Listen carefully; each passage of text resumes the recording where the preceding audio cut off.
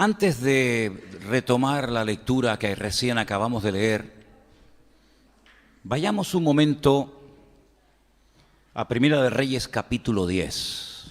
Primera de Reyes capítulo 10 nos habla acerca de la visita de una mujer que vino de un país muy lejano.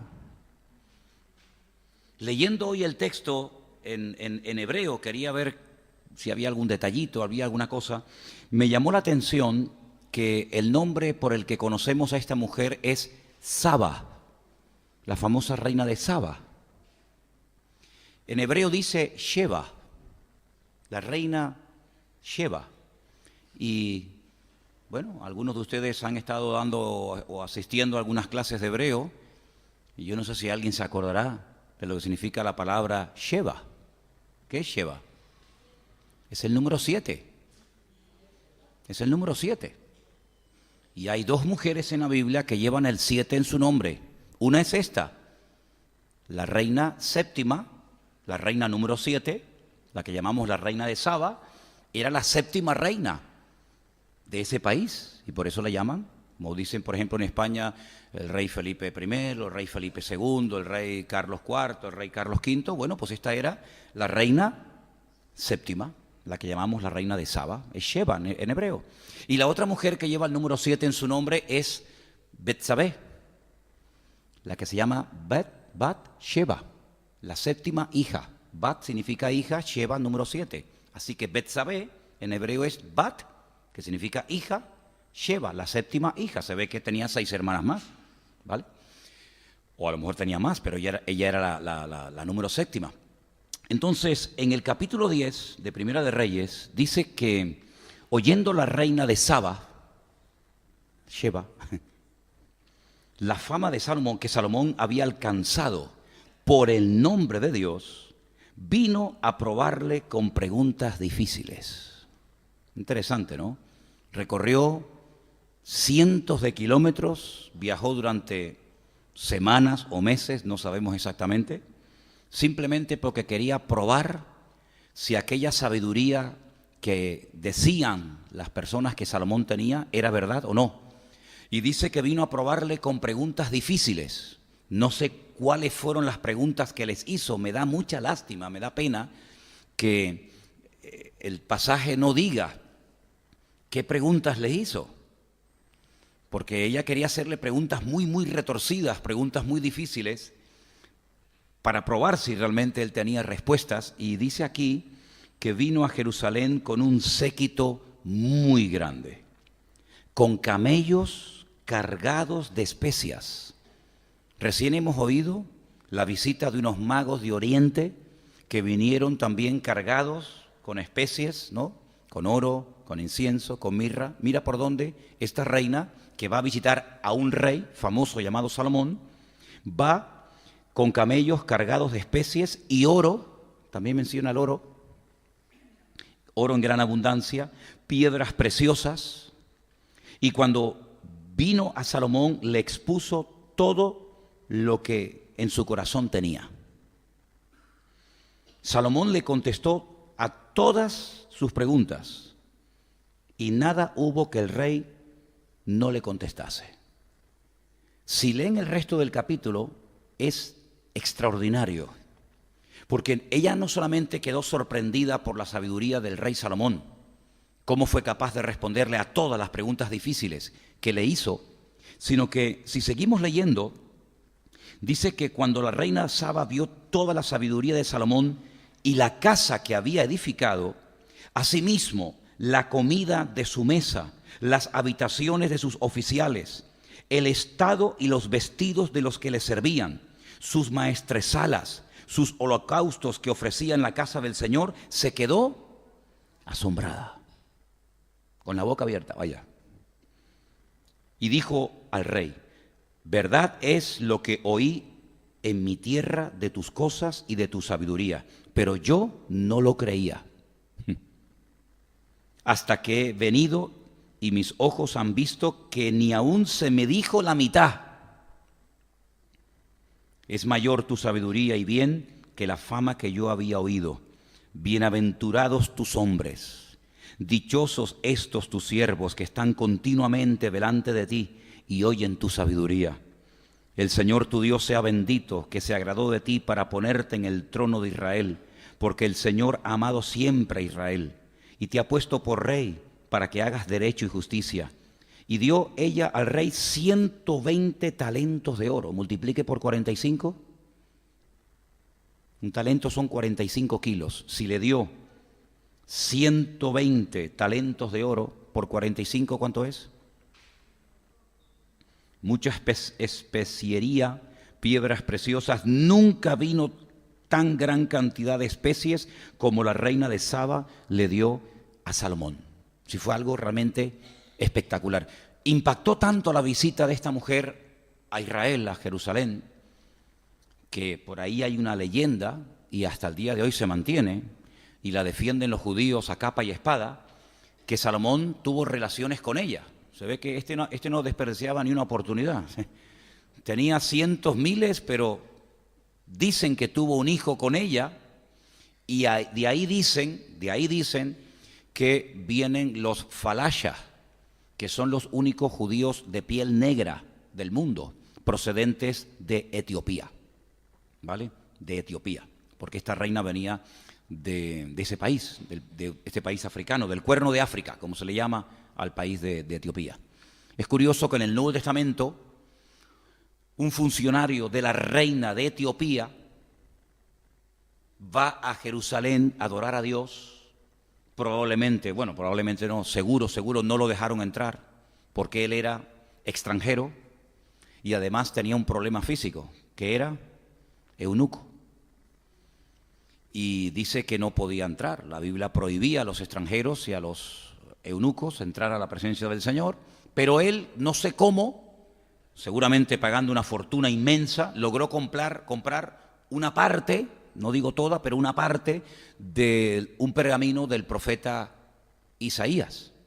Concretamente, uno de los capítulos más importantes del libro de Isaías, que es el capítulo titulado los sufrimientos del siervo del Señor. Es el capítulo mesiánico, ¿no? El capítulo 53. Y dice que volvía sentado en su carro leyéndolo. ¿Cómo podía él leer hebreo? No me pregunten porque no lo sé. Pero dice que él venía leyendo y no se enteraba de nada. No entendía nada. Pero el Señor, a un hombre que fue diácono de la iglesia primitiva, que se llamaba Felipe, que estaba en Samaria predicando el evangelio, y había allí un revuelo, un despertamiento espiritual tremendo, dice que el Señor le habló y le dijo: deja esto y vete al desierto. Y en obediencia, Felipe el obediente se va al desierto, y mira tú por dónde se encuentra a este etíope, funcionario de la reina de turno en aquel momento, que venía sentado en su carro leyendo al profeta Isaías, y se le acerca y le dice: ¿entiendes lo que estás leyendo? La respuesta fue muy sincera. Todo esto está en Hechos capítulo 8, por si lo quieren leer. Dice: ¿y cómo podré entender si alguien no me lo explica? Porque no sé si el autor está hablando de sí mismo o está hablando de otro. Y entonces dice que se subió al carro, probablemente viajaron durante días, y le fue hablando y hablando y hablando y hablando. Fíjate tú qué fácil se lo puso a Felipe para presentarle el evangelio. Y tanto entendió el evangelio este etíope eunuco, que dice que cuando llegaron a un lugar donde había agua, ni Felipe le tuvo que decir: ¿te gustaría bautizarte?, sino que sale de él diciendo: ¿qué impide que yo sea bautizado? Y Felipe le dice: si crees en el Señor Jesucristo, no hay ningún impedimento. Y dice que ambos descendieron del carro, le bautizó, y entonces dice que en ese momento se produjo algo tremendo que no había ocurrido desde los tiempos del profeta Elías. Un arrebatamiento. El Señor arrebató a Felipe y apareció en otra punta, y el etíope siguió gozoso su camino. Y entonces ya es el segundo testimonio de la Biblia de cómo el evangelio, o de cómo la palabra de Dios llegó a ese país africano, a ese país de Etiopía, primeramente a través de la reina de Saba y después a través del etíope eunuco. Es curioso que uno de los países de África donde más cristianos hay precisamente es en Etiopía, los famosos etíopes, los coptos, ¿no? Ahora, esta visita, sin lugar a dudas, fue una visita que estaba muy bien organizada, porque la reina de Saba, como hemos leído, ella quería probar si verdaderamente la sabiduría que decían que Salomón tenía era realmente así o era un cuento y era una auténtica exageración. Y dice que vio que efectivamente ni la mitad le habían contado, sino que era mucho más la sabiduría que Salomón tenía. Ustedes saben que Salomón no nació con esta sabiduría. Salomón la pidió al Señor y el Señor se la dio. El Señor se le presentó la noche que dedica al templo y le dice, pídeme lo que quieras. Ahora tú imagínate que Dios se te presente a ti esta noche en tu habitación y te diga, pídeme lo que quieras. Es Dios el que te lo está diciendo, ¿eh? No es el de la lámpara de Aladino. Pídeme lo que quieras. Yo no sé qué habrías pedido tú. Pero el Señor dice que le dio lo que Salomón pidió pidió sabiduría.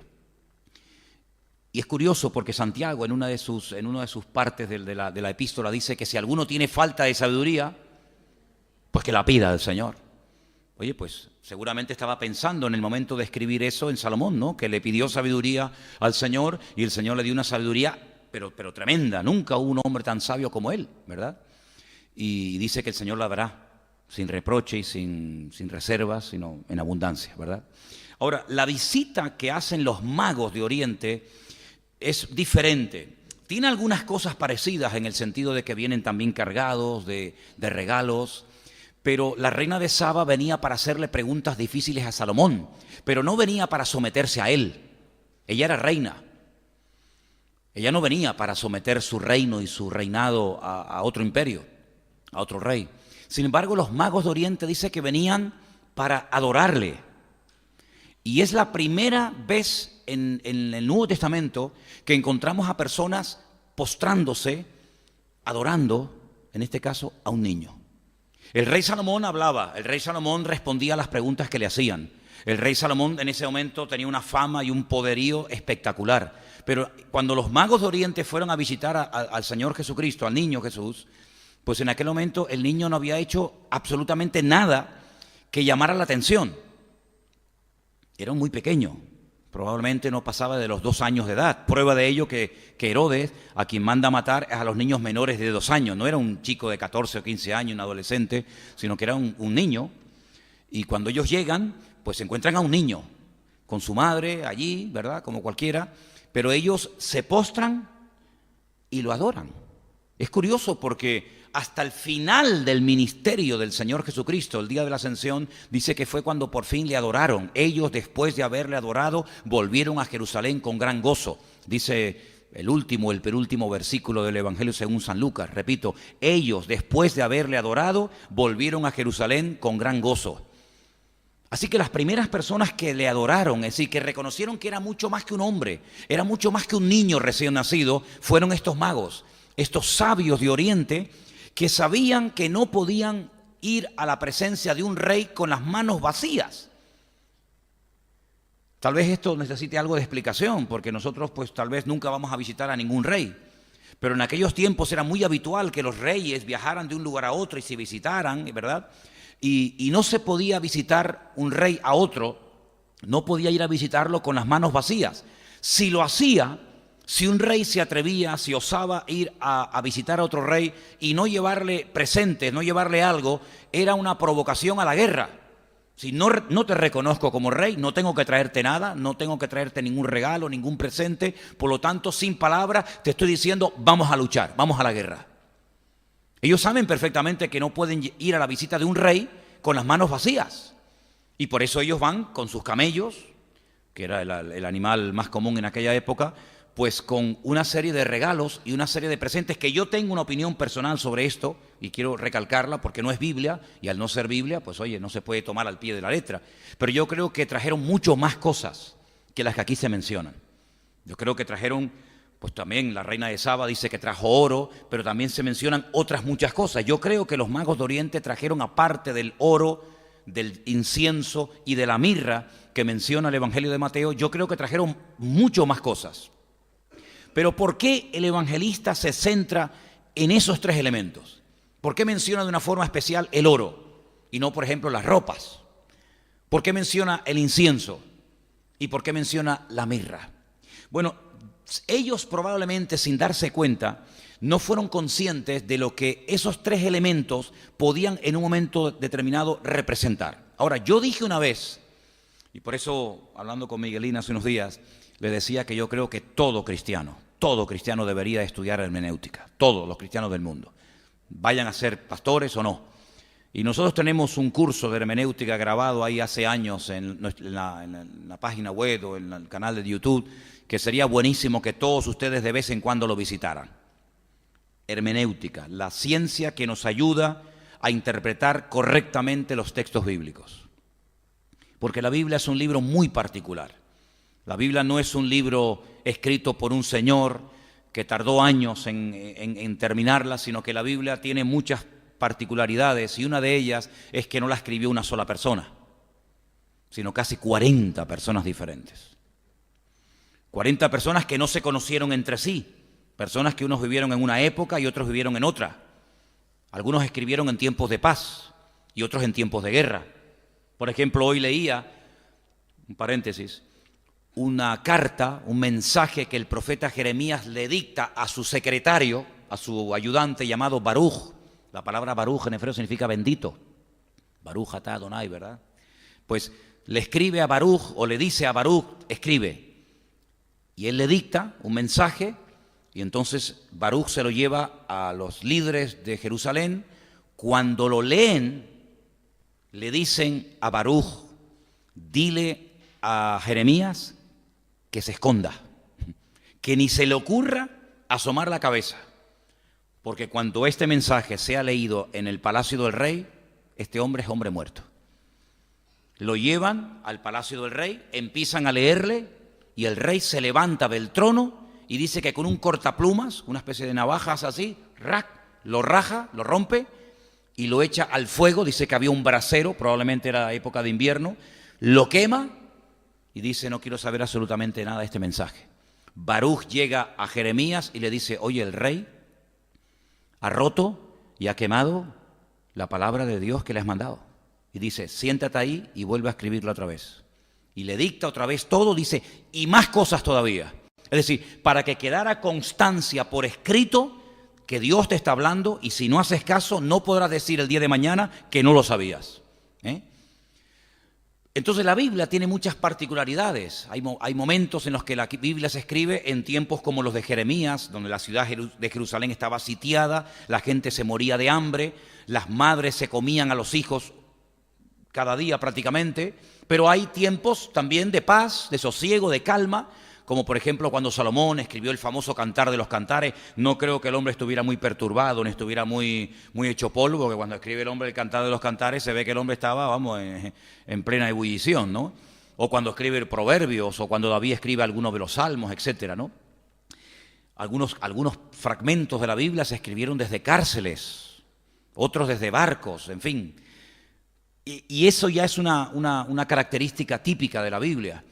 Luego, no hay ningún libro en la historia de la humanidad que se haya tardado 1600 años, 1400, 1600 años en terminar de escribirlo.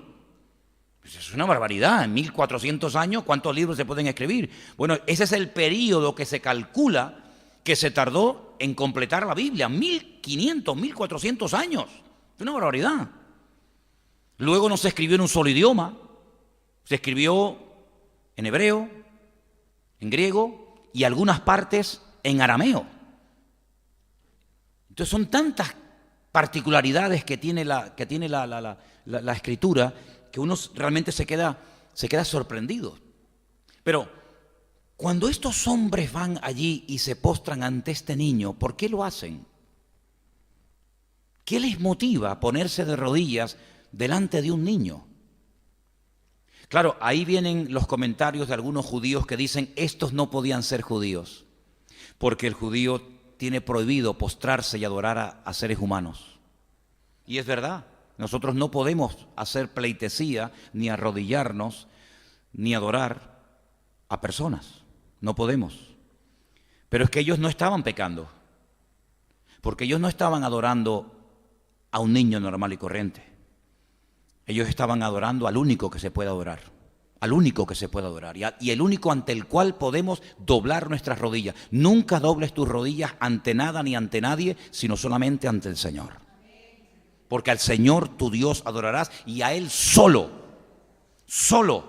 servirás. Y me gusta esa palabra solo, porque si no estuviera, daría pie, al Señor tu Dios adorarás, bueno, pero ¿y a otras cosas, a otras personas? No, ahí dice, y solo al Señor adorarás. Y ellos se postran ante el Señor, ellos se postran ante el Mesías, ante el Hijo de Dios. Ahora, no aparecen sus nombres ni su acto de fe en Hebreos capítulo 11, por ejemplo.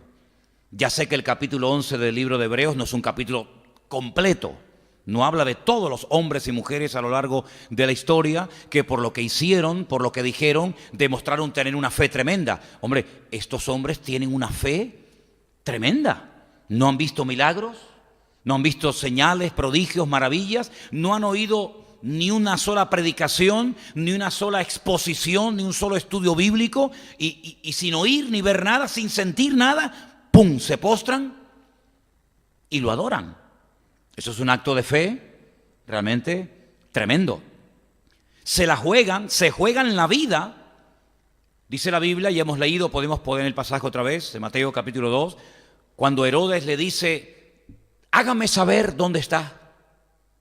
Mira, te voy a decir una cosa, Belén es un sitio muy chiquito. Hasta el día de hoy Belén es una minudencia de pueblo, es algo muy insignificante.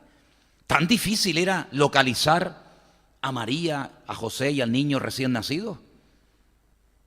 Más que nada es una excusa.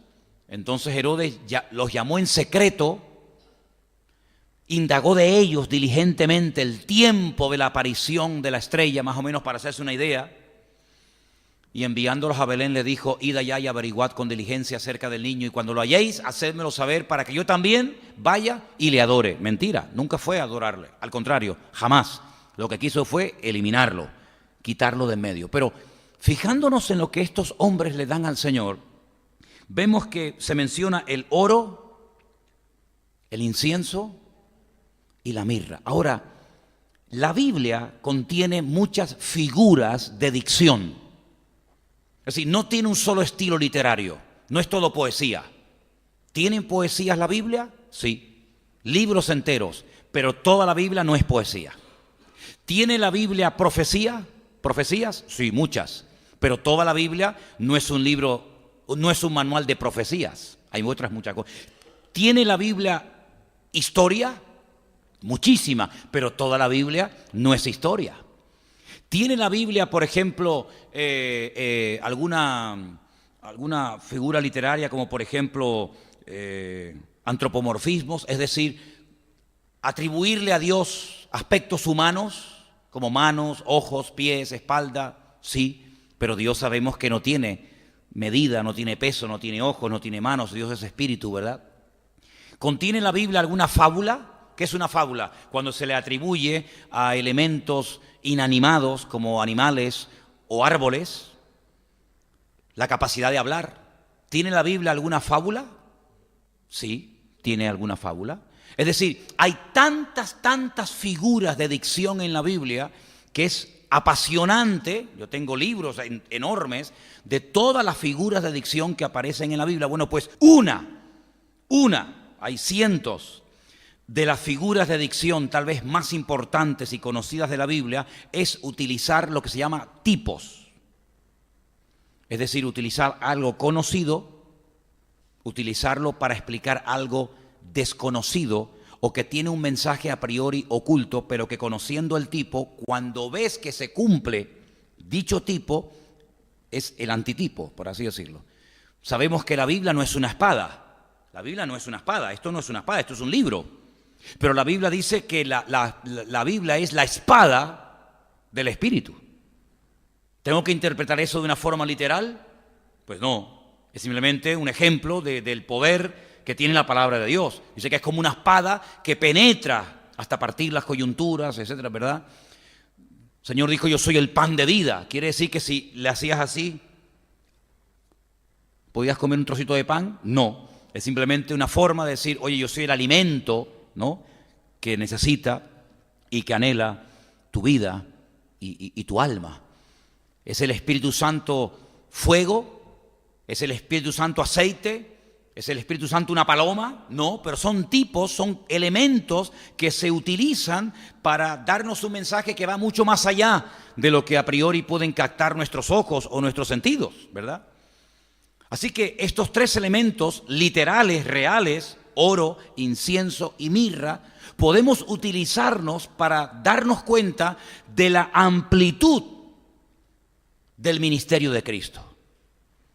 Hay un versículo que Pablo escribió donde él dice que él, hablando del Señor, siendo rico, se hizo pobre. Hay como un juego de palabras ahí, ¿no? Para que nosotros fuéramos enriquecidos por medio de su pobreza. Es decir, el Señor es el Rey de Reyes y el Señor de los Señores. Pero cuando Él vino a este mundo no vino como rey, no vino como un rey. Sin embargo, Él habla del reino. Dice, el reino de los cielos es como, y el reino de los cielos es, y pone muchos ejemplos acerca del reino. Bueno, si hay un reino es porque hay un rey, y un rey sin reino, pues ya me contarás para qué sirve. Él era el rey, pero no vino como rey en su primera venida, vino como siervo. La segunda venida, cuando Él aparezca en las nubes, Él vendrá no como un siervo a sufrir, a morir otra vez, sino vendrá como rey triunfante y glorioso. Amén, hermanos. Y ahí se utilizan animales. El cordero, ¿qué era el cordero? El típico animal que se llevaba al altar para ser sacrificado en el holocausto. Pero no, a nadie se le ocurriría sacrificar a un león. Pero sin embargo él dice que es el león de la tribu de Judá. Es curioso que a Satanás se le compara con un león, pero no con un cordero. Quiere ser rey, pero no quiere ser siervo. Es interesante, ¿no? Pero para ser león, primeramente tienes que dar tu vida como cordero, porque el que se humilla después va a ser exaltado, pero él se quiere exaltar sin ser humillado y ya saben lo que le pasó y lo que le pasará, ¿verdad? Así que cuando vemos que le regalan oro, el oro era lo que se le regalaba a los reyes. El oro hasta el día de hoy tiene un valor tremendo. Bueno, hay gente hoy en día que lo que hacen es que cuando tienen un dinerito se compran un lingotito de oro. Yo sé que muchos de ustedes tienen los cajones y la mesa de noche llenas de lingotitos de oro, ¿no? ¿Y cómo puede un país demostrar que la moneda que ha puesto en circulación tiene valor? Porque eso es papel, eso es papel. ¿Cómo puede costar un papel 50 euros y el otro papel que es la misma calidad de papel 20 y otro papel 5 y otros, hay de 200, ¿no? Es que, como hace tanto tiempo... Es que esas monedas están en los casinos, en los bancos, por las iglesias se mueven las monedas y cosas así, ¿no? ¿Por qué uno vale 500 y otro 50? ¿Quién le pone un cero de más? ¿Y por qué este vale más y este vale menos? ¿Cómo puede un país, una nación, demostrar que ese dinero tiene un respaldo económico?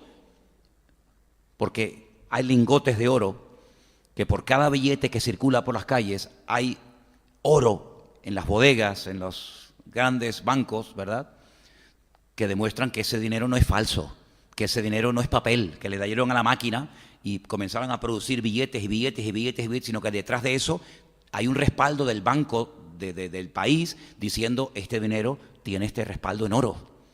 Así que hasta el día de hoy el oro es algo de incalculable valor. Bueno, pues a él le regalaron oro. Y con esa moneda o con ese material, con ese elemento, se puede ir a cualquier parte del mundo, a cualquier parte del mundo. Porque el oro es reconocido y valorado en cualquier continente sobre la faz de la tierra. Da igual a donde vayas, el oro es reconocido y tiene valor en todas las naciones del mundo.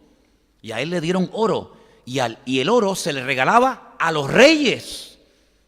Y ahí están reconociendo que ellos van a adorar y a postrarse delante de un rey. ¿Cuántos dicen amén? Así que proféticamente, escucha, proféticamente están lanzando un mensaje. Este niño que ahora no habla, que no camina todavía, o a lo mejor sí, que todavía no ha hecho milagros ni maravillas, pues este niño es un rey en pequeño, un rey en miniatura, pero no deja de ser un rey. Y entonces cuando ven sus padres que le traen esta gente que han viajado años, para ir a un pueblucho de mala muerte como Belén, y se postran ante el niño y le dan oro, se quedan con la boca abierta diciendo, pero Están reconociendo a nuestro hijo como un rey. Claro, pero es que tú has parido a un rey. Tú has llevado en tu vientre al rey del universo, que en su momento tendrá su corona, que en su momento tendrá su rey, su siervo, pero de momento es un niño. Pero es que aparte de eso, le dan un elemento muy interesante que es incienso. En todas las culturas y en todas las religiones de antaño y de hoy en día, el incienso se utiliza muchísimo. Hay un olor a incienso que yo no soporto. Hay algunos olores de incienso que, bueno, pero generalmente el olor ese, ¿saben? Ese olor a incienso es un olor tremendo. Pero es que el incienso que se utilizaba en Jerusalén era un incienso especial. Dicen los peregrinos que cuando iban llegando a Jericó, ya podían oler el incienso del templo y no se podía vender, comercializar ese incienso. Era el olor típico del templo. Eran unos elementos y unas especies que solamente se podían utilizar para hacer aquel incienso. Y el incienso nos recuerda a los sacrificios. El incienso nos recuerda al templo. El incienso nos hace referencia a los sacerdotes. ¿Quiénes eran los que presentaban el incienso en el templo? Los sacerdotes. La palabra sacerdote en latín es pontifex. ¿Y qué significa? El que hace puentes. Eso significa pontifex, el que hace de puente, el que hace de mediador. Cuando ellos le están dando oro al niño, están reconociendo la realeza, el futuro reinado de ese niño. Pero cuando ellos le están dando incienso, no solamente es un elemento que van a poder vender en Egipto y le van a dar mucho dinero, sino que además están reconociendo que ese niño, aparte de rey, también es un sacerdote. Ahora, esto es algo muy importante y es fundamental que ustedes lo entiendan, porque en el Antiguo Testamento no se podía hacer las dos cosas al mismo tiempo. Usted no podía ser rey y sacerdote. O eras una cosa o eras otra.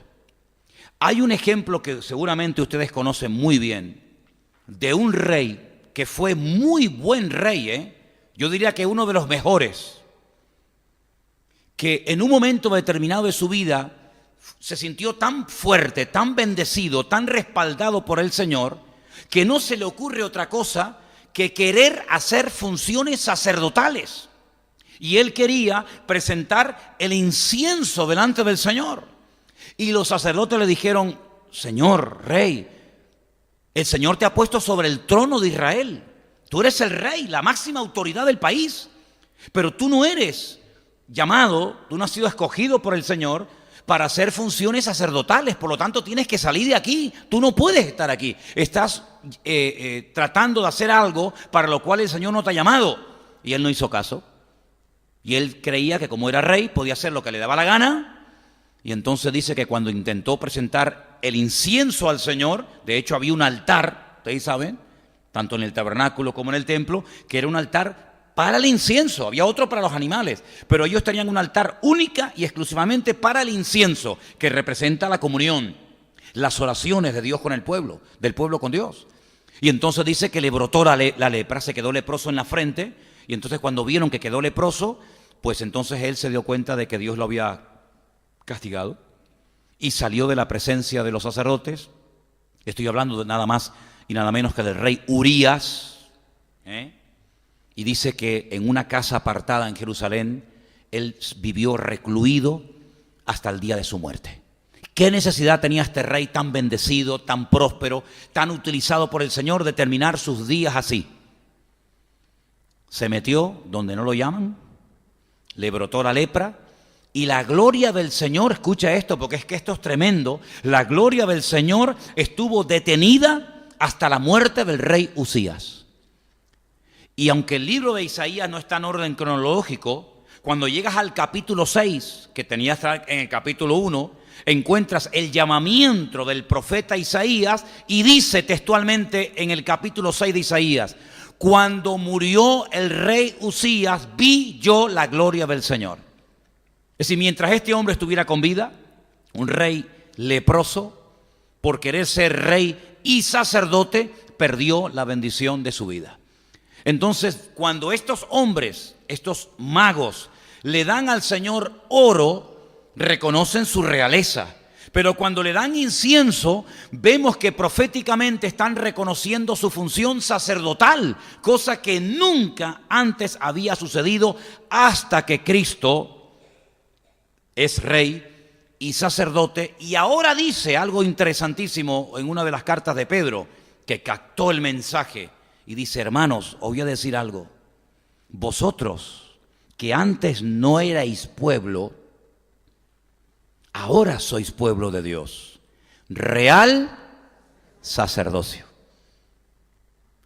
Porque el Señor nos ha llamado a reinar juntamente con Cristo, y en cierto sentido el sacerdote era el que representaba a Dios delante del pueblo, y al mismo tiempo el sumo sacerdote era el que representaba al pueblo delante del Señor. Y ahí se junta una cosa y se junta las dos cosas, la divinidad y la función sacerdotal de Cristo. ¿Cómo no va a ser Cristo sacerdote si la Biblia dice que Él era sacerdote? Ahora, algunos se preguntarán, pero los sacerdotes tenían que ser de una tribu en particular.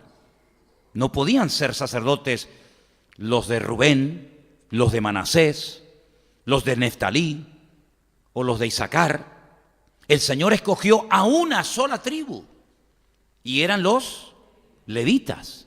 Solamente los sacerdotes podían ser sacerdotes porque pertenecían a la tribu de Leví. Por eso Moisés, por eso Aarón, por eso Eliezer fueron sacerdotes, porque ellos eran de la tribu de Leví. Entonces, ¿cómo a Cristo se le considera o se le llama sacerdote si Él no era de la tribu de Leví?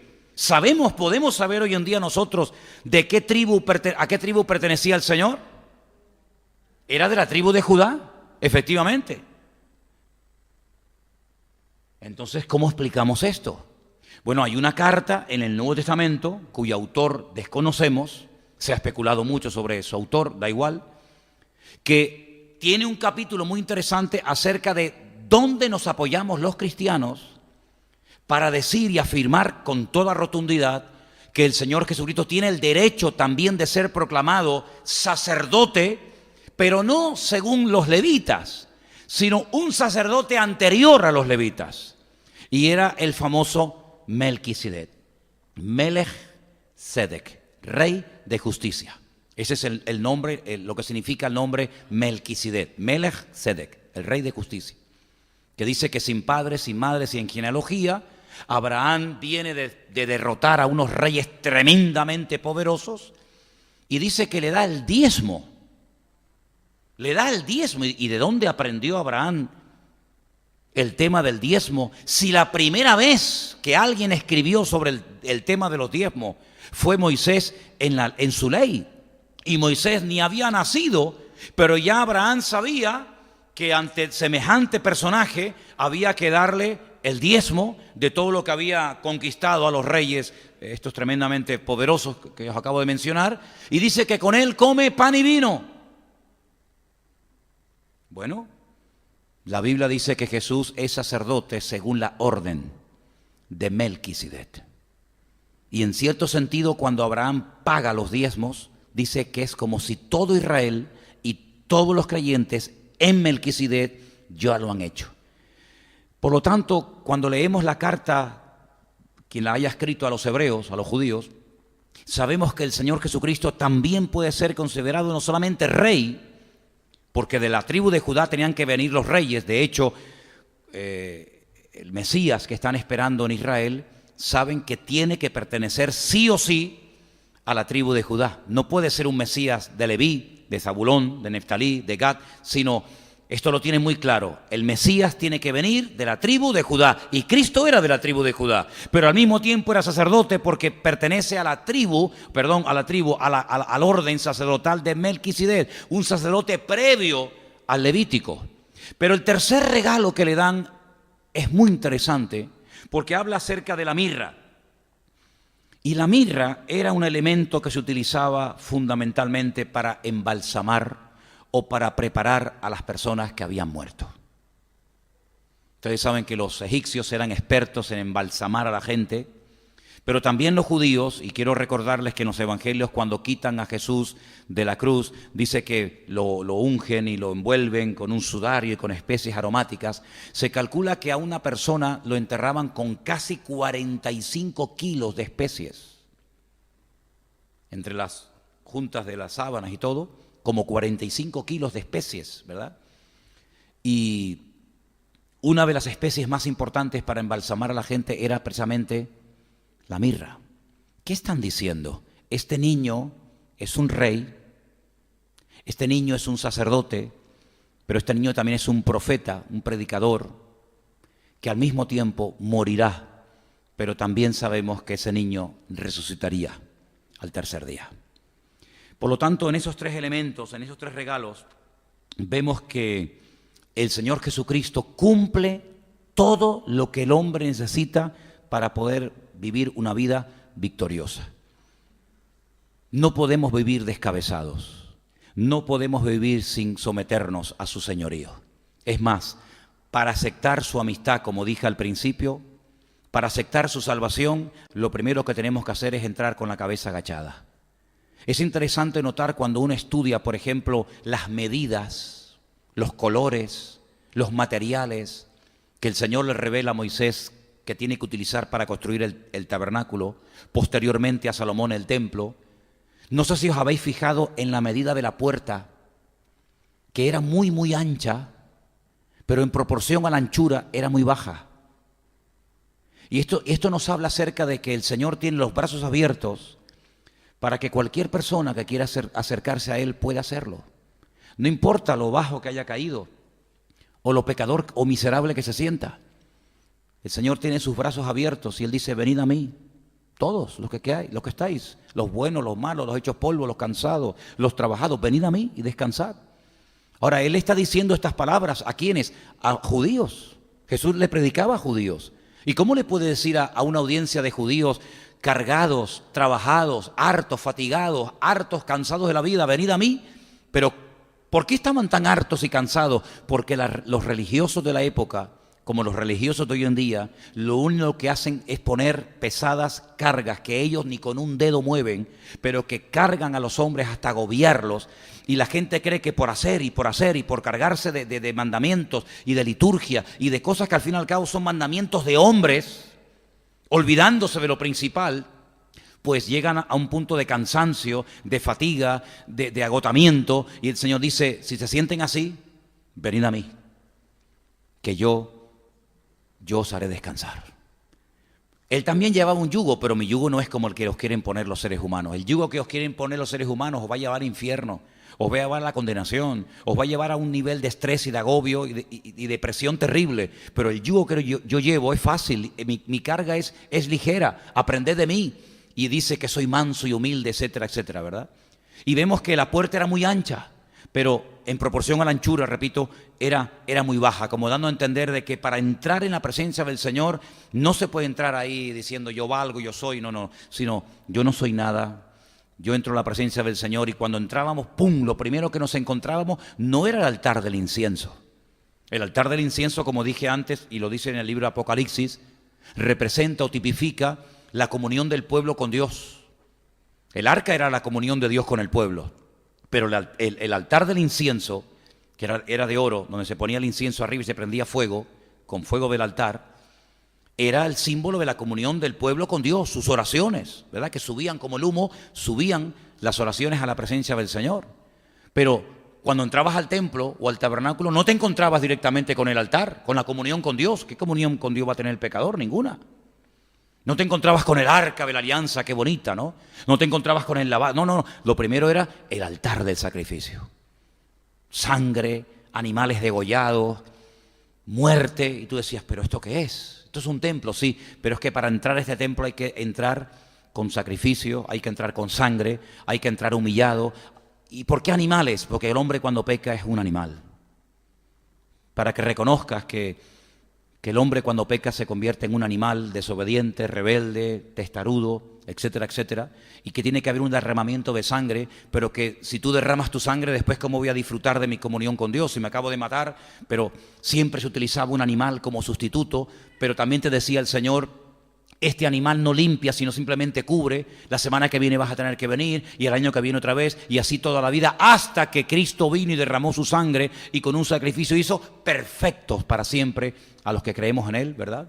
Y entonces después sí, después ya entramos un poquito más adentro, al lavacro, al altar de sacrificio, a la menorá, al arca de la alianza, pero primero humilladito, primero con la cabeza bien gacha. Y entonces ahí entramos y ahí el Señor nos limpia y ahí el Señor nos perdona y comienza un proceso de toda la vida de restaurar, de cambiar, de purificar, de corta por aquí, corta por allá y aprende esto y aprende lo otro. Y como dijo alguien, a veces el Señor permite que salga algún Goliat por el camino para que descubras el David que llevas por dentro y tantas cosas, ¿verdad?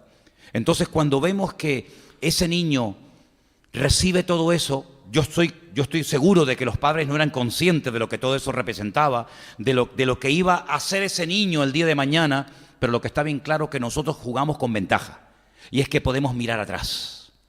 Y cuando miramos hacia atrás, vemos que efectivamente, fíjate qué curioso que el día que lo crucificaron, el que firmó su sentencia de muerte, aunque haya hecho el paripé de lavarse las manos, pero la tuvo que firmar, que fue el gobernador romano Poncio Pilato, dijo que pusieran sobre ese palo, ese madero que llevaba encima, en 3 idiomas diferentes, la misma expresión: este es el rey de los judíos. Y dice que lo puso en latín, el idioma del Imperio Romano. Los romanos no hablaban italiano, los romanos hablaban latín. Lo puso en griego, que era como el inglés de la época, el idioma que se utilizaba para viajar por todo el mundo, y lo puso en hebreo, en 3 idiomas, para que los religiosos de la época, los judíos, los sacerdotes, supieran el motivo por el cual lo habían crucificado. Nadie lo defendió. Era una costumbre romana que delante del crucificado iba una persona con un cartelito y ponía asesino, ladrón, criminal, lo que fuera, y iba por la calle enseñando el cartelito a la gente para que supieran por qué lo habían mandado a la muerte, y al mismo tiempo, no solamente como algo que informaba, sino para decir, ¿hay alguien que defiende a este hombre? Hay alguien que dice, no, él no fue, no, él no fue el que robó, fue aquel. Pero sin embargo, el día que llevaron a Cristo a la cruz, nadie lo defendió. Nadie paró aquella masa de gente diciendo, esperen, es que esto es una injusticia, es que esto no es verdad. Nadie lo defendió, nadie dijo nada. Y es interesante que el que firmó su sentencia de muerte mandó a poner sobre la cruz algo que ya los magos de Oriente habían descubierto 33 años atrás, cuando dijeron, venimos a adorar al Rey de los judíos. Y ahora tú, Poncio Pilato, pones encima de la cruz, este es el Rey de los judíos. Una diferencia de 33 años entre los magos y Poncio Pilato. Pero se cierra el círculo y los dos reconocen que ese que nació en Belén de Judea, que es el mismo que están crucificando en el monte de la Calavera, es el Rey de los judíos. Aleluya. Y lo ungieron, pero sabemos que lo ungieron por poco tiempo, porque al tercer día resucitó. Y en estos días, aquí en la iglesia y en muchas partes del mundo, estamos recordando todos estos acontecimientos que no son fábulas, ni mitos, ni historias, ¿verdad? Sino que son realidades que están, gracias al Señor, pues registradas en la Biblia. Y repito lo que dije al principio, gracias a Dios doy por Mateo, porque él se fijó que había que poner que unos magos de Oriente vinieron y se postraron y lo adoraron y le dieron oro, incienso y mirra.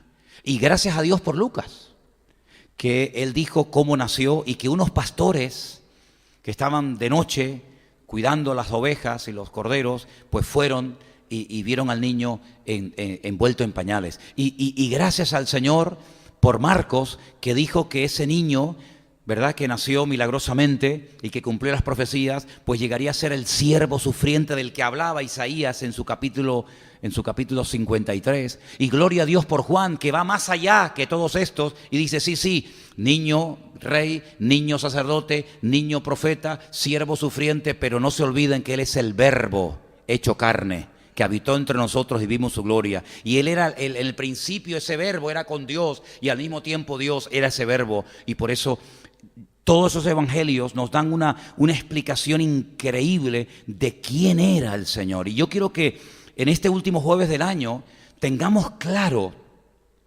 yo creo que tenemos claro, pero más todavía cuando decimos Jesús, cuando decimos Cristo, ¿de quién estamos hablando? No es un personaje normal y corriente, hermanos. Cuando hablamos de Abraham es para ponerse firme y decir, Abraham, madre mía, menudo hombre de Dios, qué fe, qué obediencia. Sí. Cuando hablamos de Salomón, qué sabiduría, qué reinado, qué tremendo. Cuando hablamos de su padre, David. Cuando hablamos de Moisés, cuando hablamos de Noé. Claro, estamos hablando son palabras mayores, son personas que yo digo, Dios mío, no se me ocurriría ni se me pasaría por aquí decir la más mínima cosa en contra de esta gente, porque es que eran tremendos esta gente. Y por mencionar también mujeres, ¿no? Sara, Rebeca, Ruth, Esther, madre mía, pero un calibre, una calidad humana y espiritual, pero fuera de lo normal. Pero por ahí uno de ellos dijo el Señor a mi Señor. Y lo escribe en el Salmo 2, ¿verdad? Inspirado, sin lugar a dudas, por el Espíritu de Dios, proféticamente dice, y no permitirás que tu santo, que tu escogido, vea corrupción. Y Jesús dijo una vez, David vio corrupción. Fue un santo, un varón de Dios tremendo, pero se descompuso su cuerpo. Y Salomón también. Y Abraham también, y Moisés. Pero ¿saben qué? Bueno, Moisés no, porque se fue vivo, ¿no? Pero y Jesús no se descompuso, porque se cumple la palabra de que Él resucitaría al tercer día y estaría con nosotros para siempre.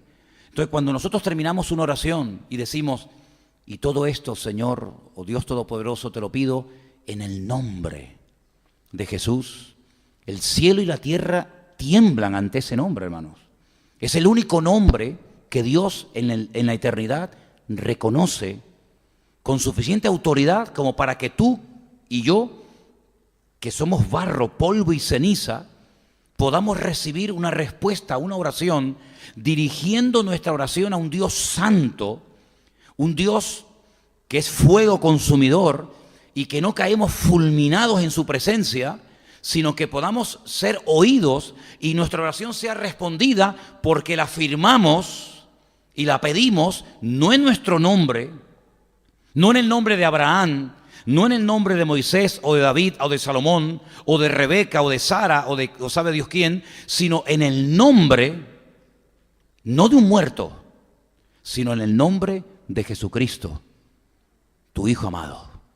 Aquel que tú dijiste, este es mi Hijo amado, en el cual pongo toda mi complacencia, oídlo a Él. Y es interesante notar, y quiero terminar con una escena que se da en el Nuevo Testamento, que a veces como que la leemos, pero no somos conscientes de lo que pasó ese día allí. Bueno, la tradición dice que eso ocurrió en un monte, que yo tuve una vez la oportunidad de subir. Madre mía, para subir allá arriba parece que no llegas nunca. Es el monte Tabor, está en el valle de Meguido, en el valle de Jezreel, al otro lado de la cordillera del Carmelo, una panorámica espectacular, una belleza. Y en ese monte Tabor, Jesús un día subió para orar y le dijo a varios de sus discípulos que subieran con él. Claro, cuando leemos eso de que subieron con él, yo digo, ya lo creo que subieron, porque nosotros teníamos que subir con una furgoneta en primera, para poder llegar allá arriba, donde hay un monasterio católico inmenso y una panorámica, como ya te digo, muy bonita. Y cuando dice que está allí con 3 de sus discípulos, con Pedro, con Jacobo y con Juan, pues es interesante porque dice que él comienza a transfigurarse, una especie como de metamorfosis, ¿no? Como ese gusano tan horrible que ves ahí, de repente se abre, ¡pum!, y sale una mariposa que te quedas con la boca abierta. Dice, como de algo tan feo, ¿no? Tan repugnante que hasta da asco, puede salir una mariposa tan bonita. Pues él comienza a transfigurarse y él comienza a volver a esa dimensión, digamos, del principio. Y claro, ahí hay una atmósfera, aquello es el cielo en la tierra, aquello es una gloria allí espectacular, y comienzan a aparecer personajes que tú dices, pero ¿y de dónde salen estos? Y por ahí aparece Moisés, que el diablo dice que peleaba con Miguel para quedarse con su cuerpo, pero mira por dónde aparece Moisés. Entonces, ¿entró en la tierra prometida o no entró? Allí estaba. Y de repente aparece nada más y nada menos que aquel que fue arrebatado en vida en un carro de fuego, el profeta Elías, aquel que cuando oraba caía fuego del cielo y ponía a todo el mundo firme, y el Señor se lo tuvo que llevar antes de que le prendiera fuego a todo el país. Y entonces dice que comienzan a hablar con Jesús de su venida, uno de las profecías, el otro de la ley, y Pedro y Juan mirando, y Santiago mirando y escuchando. Claro, llegó un momento que había una presencia allí tan espectacular que Pedro dice, Señor, mira, ¿por qué no hacemos aquí unas enramaditas, unas casitas, ¿no? Aunque sea unos ranchitos, unas chabolas, y nos quedamos aquí a vivir. Y de repente dice que desapareció Moisés, Elías, y quedó solo Jesús. ¿Sabes por qué? Porque todos los profetas y toda la ley apuntan en una misma dirección, a Cristo. La ley sin Cristo está vacía, no tiene ningún sentido. Los profetas que profetizaron de Él, si no se cumplen en Cristo, es la gran mentira de la historia de la humanidad. Por eso cuando se cumple todo en Cristo, uno dice, Señor, qué privilegiados somos nosotros, de los 7,000 y pico millones de habitantes que hay en la tierra, que tú y yo seamos uno de sus hijos, uno de sus escogidos, que podamos orar de pie, sentados por la mañana, por la tarde, en un avión, en un barco, en una cárcel, en una mazmorra, en una iglesia, en un submarino, donde quiera que nos encontremos, a la hora que sea, podemos hablar contigo, podemos sentir tu presencia, podemos adorarte de pie, sentado, con la mano levantada, tocando las palmas, danzando o como sea. ¿No es un privilegio, hermano? Poder terminar el año. Yo no quiero que hagamos nuestra vida cristiana, yo sé que ya llevamos muchos años, algunos de nosotros, yo no quiero que convirtamos la vida cristiana en algo rutinario, que convirtamos el venir a la iglesia como algo bueno, otro jueves más, otro domingo. No, hermanos, tenemos el honor y el privilegio más grande del mundo. Yo doy gracias a Dios, y tú creo que también lo deberías hacer esta noche, de que no fuiste indiferente al Evangelio, de que no fuiste rebelde al Evangelio. ¿Y saben por qué digo esto? Porque vivimos en un barrio de una indiferencia que yo me quedo con la boca abierta. Muchas veces hemos dicho, no, los vecinos, buenísimos, no se meten con nosotros, los chiquillos ahí corriendo, haciendo un jaleo tremendo, nadie dice nada. Cuando vienen los hermanos le quitamos los aparcamientos a medio barrio, nadie protesta. La batería, pim pam, el órgano, la trompeta, no sé qué, nadie dice nada. Pero en cuanto a la reacción al Evangelio, una indiferencia total. Cosa que no ocurría hace años, que la gente discutía y peleaba. Y bueno, ¿qué creen ustedes? No, porque yo creo tal. Y las vírgenes, y las imágenes, y no sé qué, y los testigos de Jehová. Ya eso como que ha pasado la historia. Ya la gente una frialdad. Y te dicen, ¿tú estás contento allí? Ah, pues sigue yendo. Pero a mí, déjame tranquilo. Entonces vemos, queridos hermanos, que nosotros, gracias a Dios, no hemos sido indiferentes al Evangelio. Porque antiguamente uno se preparaba y leía y estudiaba. Oye, si me preguntan esto, le digo tal, o saco este versículo. Es que hoy en día uno dice, pero es que ni quieren que les hable. Una indiferencia, una falta de interés tremenda, pero gloria a Dios que tú y yo no fuimos indiferentes al Evangelio. Yo llegué a la iglesia y me puse a llorar cuando escuché el Evangelio. ¿Te imaginas que hubiera sido frío?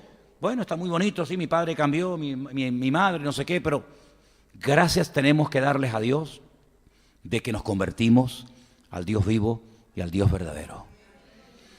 Así que quiero que cierres tus ojos y tu cabeza inclinada esta tarde y le digas, Señor, gracias, porque la indiferencia no se apoderó de mi vida, ni me impidió conocerte, ni aceptarte en mi corazón como mi Señor y Salvador. Podré tener otros defectos, que sin duda los tengo, pero no, tú sabes que yo no fui indiferente a tu llamado.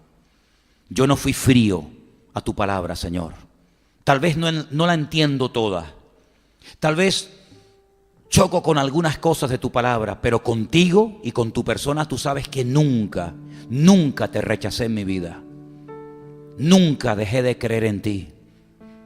De una manera u otra, siempre te tuve a mi lado. Pero ahora más que nunca que te conozco y te he recibido, quiero decirte, Señor, que gracias por haber llegado hasta aquí, hasta este último domingo de este año, que está próximo a terminar, a marcharse para no volver nunca más. Pero gracias, Señor, porque podemos terminar el año con tu ayuda y con tu bendición en victoria, diciendo: sigo creyendo en ti, Señor, cada día más. Gracias porque tú has perdonado mis pecados y ninguna condenación hay para los que estamos en Cristo Jesús, Señor nuestro. Que nunca seamos fríos ni indiferentes al llamado de Dios. Gracias, Señor, por la salvación tan grande que nos has dado. Gracias porque sabemos a quién cantamos, a quién servimos, a quién honramos. Gracias, Señor, porque en esta tarde puedo creer en ti y puedo levantar mi voz a aquel que está sentado en su trono, rodeado de luz. Aleluya. Nos ponemos de pie, queridos hermanos. Santo.